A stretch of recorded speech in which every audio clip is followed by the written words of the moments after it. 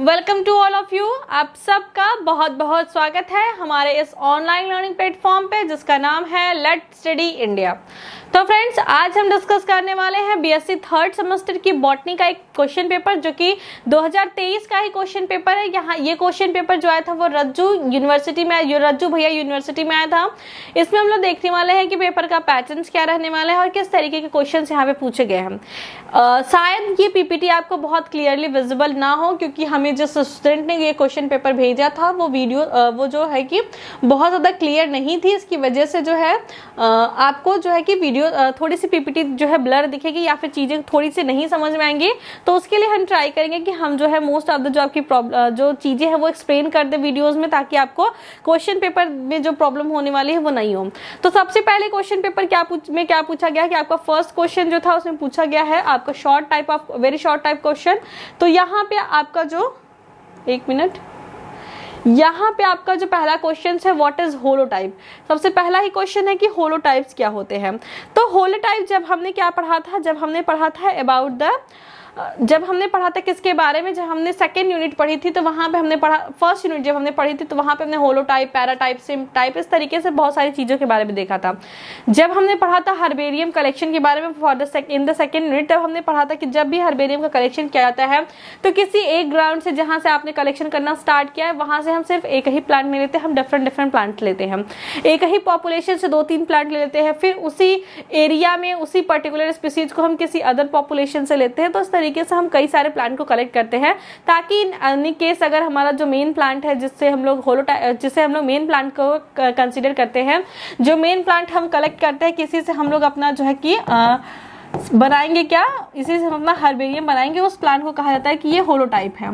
तो यहाँ पे पूछा है कि व्हाट इज द होलोटाइप। तो आप लिखेंगे कि जब हम स्पेसिमेन कलेक्शन करते हैं at the time of the formation of herbarium, then we collect the different plant resources, मतलब डिफरेंट प्लांट को हम स्टोर करते हैं, डिफरेंट प्लांट को हम प्रिजर्व करते हैं।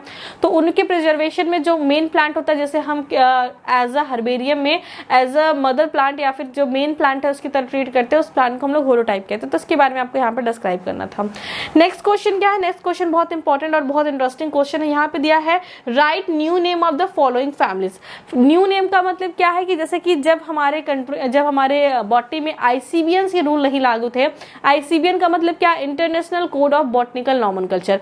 तो आईसीबीएन की कुछ रूल्स और रेगुलेशन है कि अगर ऑर्डर्स हैं, मतलब क्लासिफिकेशन आप कर रहे हो तो ऑर्डर किस वर्ड से फिनिश होना चाहिए और आपका जो है कि किंगडम किस वर्ड से, मतलब कि ऑर्डर, फैमिली, इन सारी चीजें कब किस वर्ड के साथ फिनिश होने चाहिए, उसके लिए एक प्रॉपर रूल है।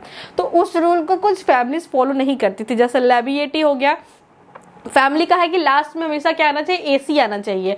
तो यहाँ पे लैबिएटी, एम्बेली, फेरिस तरीके से कुछ ग्रुप्स थे, कुछ ऐसे फैमिलीज थे जिसके अंदर लास्ट में एसी नहीं आ रहा था। तो उन कुछ 8 ग्रुप्स थे जिनको कि बाद में क्या किया गया, चेंज कर दिया गया।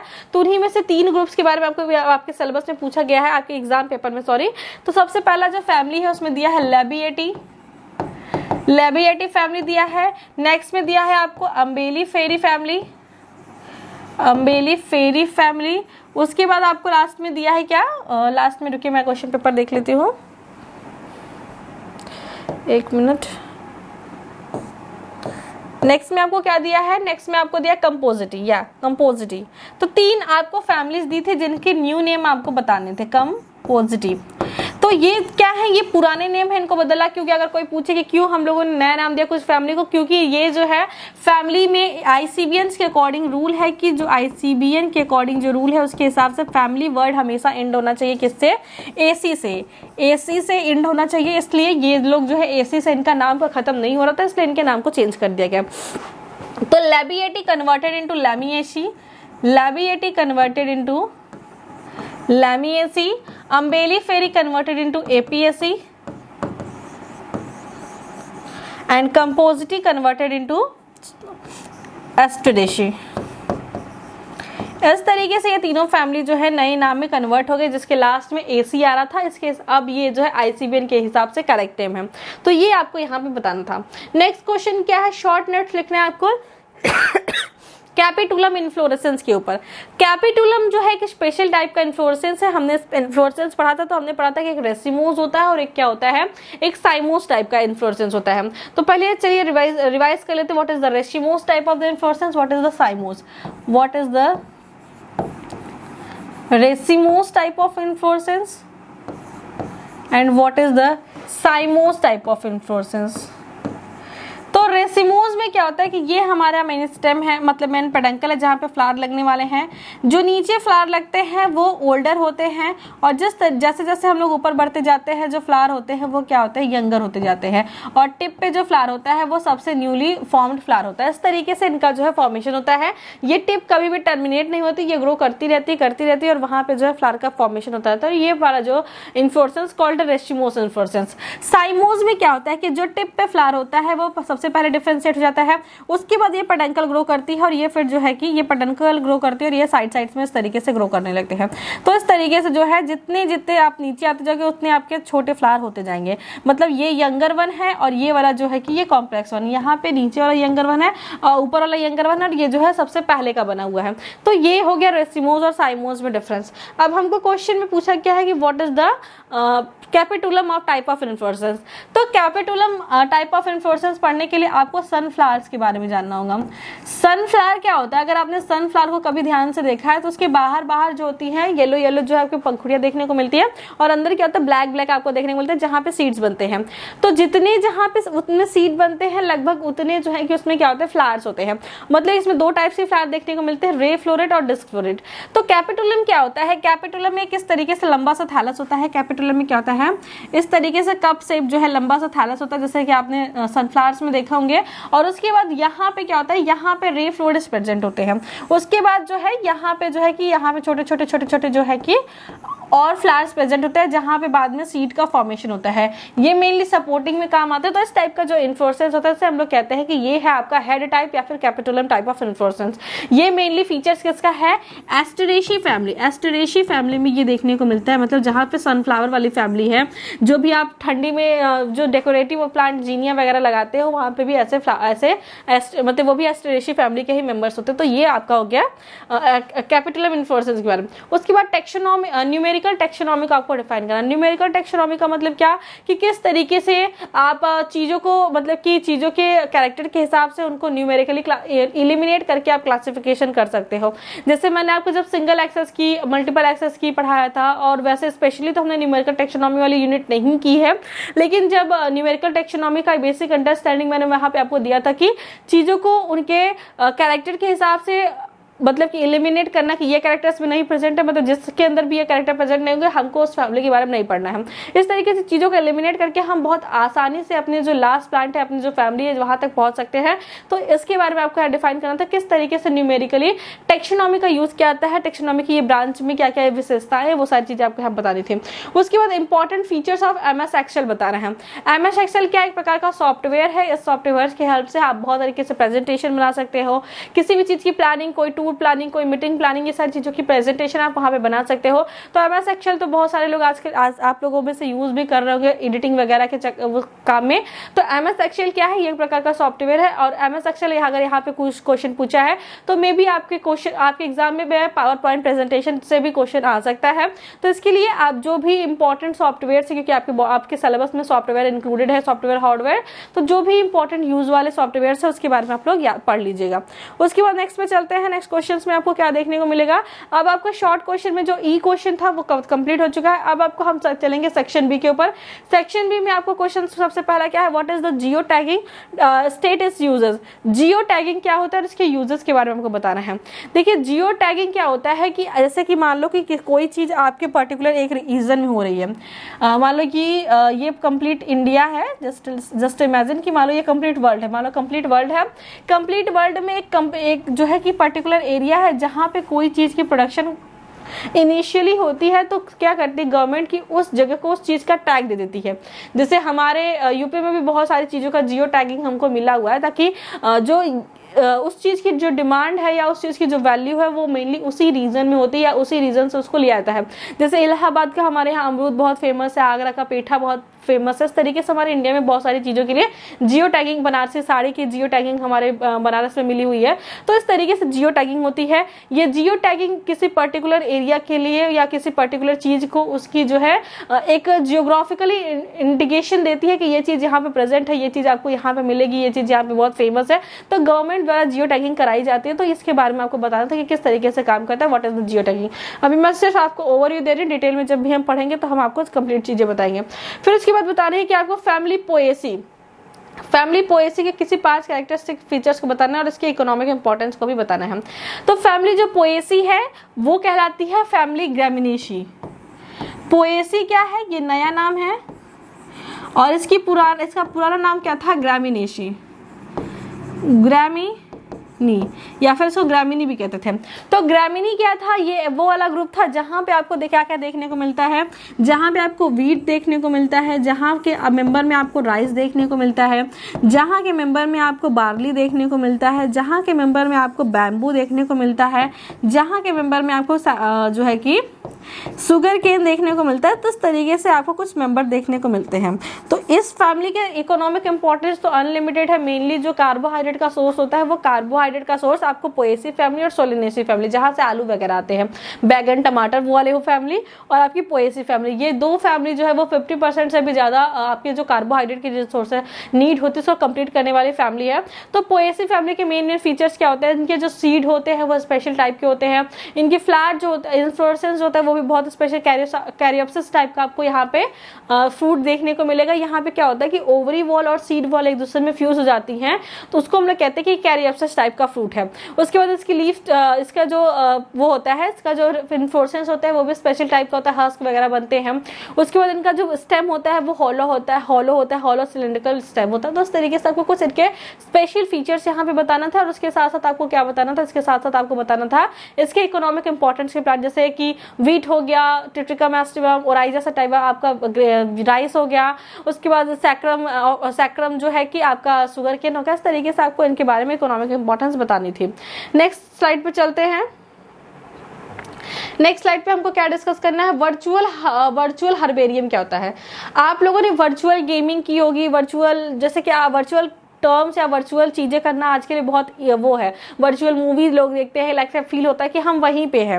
वर्चुअल गेमिंग करते हैं, लाइक हमको समझ में आता है कि हम वहीं पे। तो ये सारी चीजें हर्बेरियम में भी की जाती है।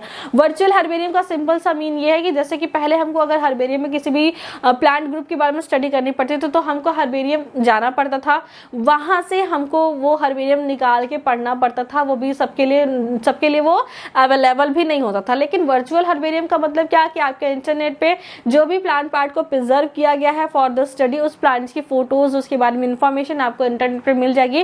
तो हर्बेरियम का ये जो एक अलग रूप आपको देखने को मिलता है डिजिटल के फॉर्म में, उसको हम लोग कहते हैं वर्चुअल हर्बेरियम। तो ये क्या है, इसके फायदे बहुत सारे हैं कि इसे कोई भी यूज कर सकता है, कभी भी यूज कर सकता है।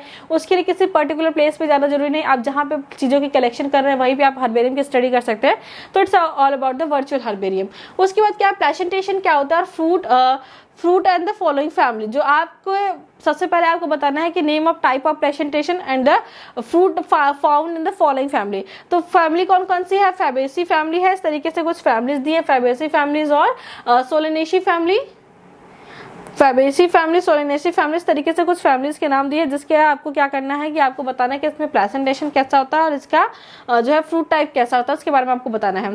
उसके बाद बताना है प्रिंसिपल्स ऑफ प्रायोरिटीज क्या है। प्रिंसिपल ऑफ प्रायोरिटी जो है आपके फर्स्ट यूनिट से लिया गया क्वेश्चन है। वहां पे हमने देखा था कि जब कोई भी नामन कल्चर होता है या कोई भी ऑथराइजेशन होता है, तो जिस इंसान ने सबसे पहले उसको पब्लिश कर दिया या फिर जिसने उसको सबसे पहले ऑथराइज करा दिया, माना जाता है कि ये काम उन्हीं ने किया।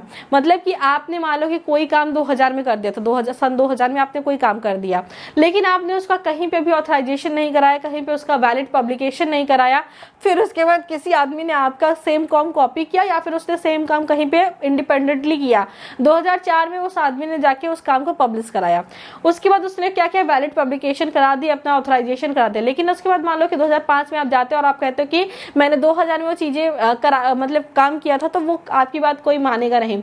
लेकिन अगर वही वहीं आपने 2000 में जो पब्लिकेशन अपना जो काम किया था उसको आपने वैलिड पब्लिक करा दिया है। तो 2004 में कोई इंसान उसे फिर से पब्लिक नहीं कर सकता, ऑथराइजेशन नहीं कर सकता। अगर उसने इंडिपेंडेंटली भी ये काम किया है तो जिसने ये काम पहले किया है उसको प्रायोरिटी दी जाएगी। नाम ही क्या है, प्रिंसिपल्स ऑफ प्रायोरिटी, कि प्रायोरिटी किसको देनी है, कि अगर दो लोगों ने सेम काम किया तो किसको प्रायोरिटी देनी है। अगर मान लीजिए कि दो लोगों ने नॉर्मल कल्चर किया है, एक लोगों ने जो नॉर्मल कल्चर किया है वो उसमें थोड़ी सी त्रुटियां हैं और सेकंड लोगों ने बिल्कुल सही तरीके से किया है, तो जिन्होंने सेकंड टाइम किया उनको प्रायोरिटी दी जाएगी। तो इस तरीके से कुछ रूल्स हमने वहां पे डिस्कस किए थे जो कि प्रिंसिपल्स ऑफ प्रायोरिटी को डिफाइन करते हैं।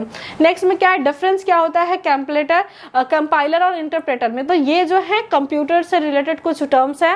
कंपाइलर जो होता है वो वन गो में कंप्लीट इंफॉर्मेशन को कोड कर देता है, वहीं जो आपका इंटरप्रेटर क्या होता है, ये एक लाइन को या एक सेंटेंस को एक फॉर्म में जो है कि कोड करता है और उसके बाद जो है कि ये एक इंटरमीडिएट का फॉर्मेशन भी करता है। तो इस तरीके से ये कंप्यूटर टर्म है जिसके बारे में आपको डिफरेंस लिखना था। उसके बाद क्या है, उसके बाद आपको पढ़ना है फॉर्मल और इनफॉर्मल गार्डन्स क्या होते हैं और इनके कैरेक्टरिस्टिक फीचर्स क्या होते हैं।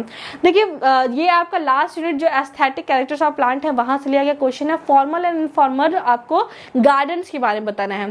तो फॉर्मल गार्डन्स क्या होते हैं, वो सारे गार्डन्स जो देख के आपको लगे कि ये फॉर्मली बनाए गए हैं, काफी सुव्यवस्थित चीजें होती है कि अगर 10-10 मतलब कि 1-1.5 2-2 3-3 मीटर पे प्लांट लगाने तो 2-2 3-3 मीटर पे ही लगे रहेंगे। किस तरीके से लाइनबद्ध पंक्तिबद्ध वो चीजें रहती है, वो पूरा फॉर्मल तरीके से होता है। फॉर्मल का ही मतलब होता है कि कोई भी चीज सुव्यवस्थित मतलब कि सुव्यवस्थित फॉर्म में रहे। जैसे फॉर्मल ड्रेसेस होते हैं, ऑफिस ड्रेसेस को लगभग लोग कहते हैं फॉर्मल ड्रेसेस, जो आप इंटरव्यू वगैरह में पहन के जाते हैं फॉर्मल ड्रेस, वो बहुत फॉर्मल इंसान है, मतलब वो सारी चीजें क्रमबद्ध या सूचीबद्ध रूप से करता है।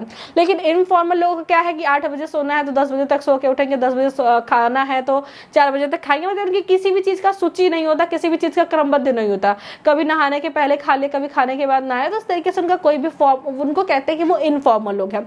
तो उसी तरीके से जब हम गार्डनिंग करते हैं तो हम जब चीजों को प्रॉपर मैनेज करके लगाता है कि हमको इन्हें सारी चीजों को प्लान करके किया है, तो वो उस टाइप का जो गार्डन होता है इसको कहते हैं कि ये फॉर्मल गार्डनिंग है। लेकिन इनफॉर्मल गार्डनिंग का क्या होता है कि आप गार्डनिंग करते हो, आपने चीजों को आर्टिफिशियली ग्रो कराया है, लेकिन आपने इस तरीके से ग्रो कराया कि वो पर्टिकुलर कैनोपी वगैरह बनना, वो इस तरीके से देख के लग रहा है कि ये कोई नेचुरल ग्रोइंग जो है जंगल है, कोई नेचुरल ग्रोइंग पार्क है, लेकिन आपने उसे आर्टिफिशियली ग्रो किया। तो इस टाइप के जो गार्डन्स बनते हैं उनको हम लोग इनफॉर्मल गार्डन्स कहते हैं। इनके बहुत इंपॉर्टेंट फीचर, कई सारे फीचर्स होते हैं जिसके बारे में आपको यहाँ पर लिखना था। उसके बाद हमने क्या देखा, फॉर्मल इनफॉर्मल देख लिया। अब हमको यूनिट 3 के बारे में देखना है। यूनिट 3 में आपको 2 क्वेश्चंस करने हैं। इस क्वेश्चन के लिए आपको 50 मार्क्स मिलेंगे। ये क्या है, हर्बेरियम्स क्या होते हैं और हर्बेरियम की टेक्निक्स क्या होते हैं। फर्स्ट क्वेश्चन क्या है, what is herbarium, what is the different techniques of the herbariums. तो हर्बेरियम्स क्या होते हैं, कैसे बनाए जाते हैं, क्यों बनाए जाते हैं, क्या इंपॉर्टेंस है, क्या बेनिफिट्स है, सारी चीजें हमने वहां पर डिस्कस की अपने चैनल पे। तो आप वहां पे जाके वीडियो देख सकते हैं कि हर्बेरियम क्यों बनाया जाता है, कैसे बनाया जाता है, क्या क्या टर्म्स यूज होते हैं, क्या क्या प्रोसीजर होता है, सारी चीजें। उसके बाद नेक्स्ट क्वेश्चन में क्या है कि आपको natural system of classification of angiosperm की सीरीज तक क्लासिफिकेशन करनी है और उसके मेरिट्स और डिमेरिट्स को लिखना है। तो लिनियस ने जो क्लासिफिकेशन दिया था वो आर्टिफिशियल था। उसके बाद बेंथम एंड हुकर ने जो सिस्टम ऑफ क्लासिफिकेशन दिया था वो क्या था, नेचुरल था। तो बेंथम एंड हुकर का क्लासिफिकेशन आप यहाँ पे डिस्क्राइब कर सकते हैं, उनके क्या मेरिट्स थे, क्या डिमेरिट्स थे, और जो है कि यहाँ पे आपको जो है कि यहाँ पे सीरीज तक उनके जो है क्लासिफिकेशन को डिस्क्राइब करना था। नेक्स्ट क्वेश्चन में क्या था, कंप्यूटर का role in the plant identification. Computer या सॉफ्टवेयर से क्या क्या रोल्स हैं प्लांट के आइडेंटिफिकेशन में, इसके बारे में आपको पढ़ना है कि किस तरीके से प्लांट का यूज करके हम चीजों को आइडेंटिफाई कर सकते हैं, किस तरीके से प्लांट आइडेंटिफिकेशन में, प्लांट टेक्सोनॉमी में, न्यूमेरिकल टेक्सोनॉमी में, सिंगल की या मल्टीपल की एक्सेस में, इन सारी चीजों में हम जो है कि किस तरीके से कंप्यूटर का यूज करते हैं उसके बारे में आपको यहाँ पे बताना है। नेक्स्ट एंड लास्ट क्वेश्चन क्या है कि आपको फैमिली जो है कि सोलेनेसी के जो है कि क्या करना है, फ्लोरल कैरेक्टरिस्टिक्स बताने हैं और इकोनॉमिक इंपॉर्टेंस वाले कुछ प्लांट्स के बारे में बताना है। तो आपका सोलेनम ट्यूबरोसम, जिसे हम आलू कहते हैं, बैगन, टमाटर, ये सारे सोलेनेसी फैमिली के मेंबर हैं। इसके फ्लावर्स के बारे में आपको बताना है, किस तरीके का प्रेजेंटेशन होता है, किस तरीके से अरेंजमेंट होता है, क्या नंबर होता है, कितने ओव्यूल्स होते हैं, वो सारी चीजें आपको यहाँ पे बतानी है। तो इट्स ऑल अबाउट द रज्जू भैया यूनिवर्सिटी 2023 का क्वेश्चन पेपर था बॉटनी का। तो यहाँ तक वीडियो देखने के लिए आप लोग का बहुत बहुत थैंक यू। हमने ट्राई किया कि क्वेश्चन का मोस्ट ऑफ द जो टॉपिक है वो आपको कवर करा दिया जाए, लेकिन थोड़ा सा ये है कि पीडीएफ थोड़ा सा ब्लर है। हम आपको पीडीएफ अपने टेलीग्राम ग्रुप में प्रोवाइड कर देंगे जिसका नाम है लेट्स स्टडी इंडिया। तो आप वहां पे जाके इस टेलीग्राम को डाउनलोड कर सकते हैं और अपने इस तरीके से बहुत सारे पीवाईक्यूज को सॉल्व कर सकते हैं। हमने चैनल पे बहुत सारे पीवाईक्यूज डाल के रखे हैं। So thanks for watching this video. मिलते हैं नेक्स्ट वीडियो में with another important topic for your examination.